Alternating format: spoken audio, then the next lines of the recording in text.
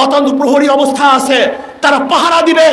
আমাদের সংখ্যালঘু ভাইয়েরা তাদের পূজা উদযাপন করবে, ধর্ম পালন করবে, নির্বিঘ্নে করবে, শান্তির সাথে করবে, নিরাপত্তার সাথে করবে। এই দায়িত্ব ইসলামী আন্দোলন বাংলাদেশ কাঁধে তুলে নিয়েছে ইনশাআল্লাহ।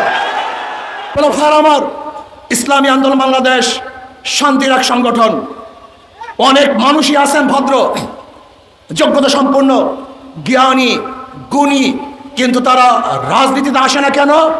ঘুণে ধরা রাজনীতি, পচা রাজনীতি, নষ্ট রাজনীতি তারা আসতে চায় না। আমি ওই সমস্ত ভদ্র ভাইদেরকে বলবো, আপনি যদি লুকিয়ে থাকেন, এখানে না আসেন, তাই লুচ্চা এবং গুন্ডা বদমাশেরা এই জায়গাকে দখল করে নেবে। এজন্য আসুন, যারা ভালো, ভদ্র, জ্ঞানী, আপনারা এই ময়দানে আসলে কোনো বদমাশরা এখানে থাকতে পারবে না, পালাতে বাধ্য হবে ইনশাআল্লাহ। এই জন্য সবাইকে অনুরোধ করবো, আসুন ভদ্র মানুষগুলি,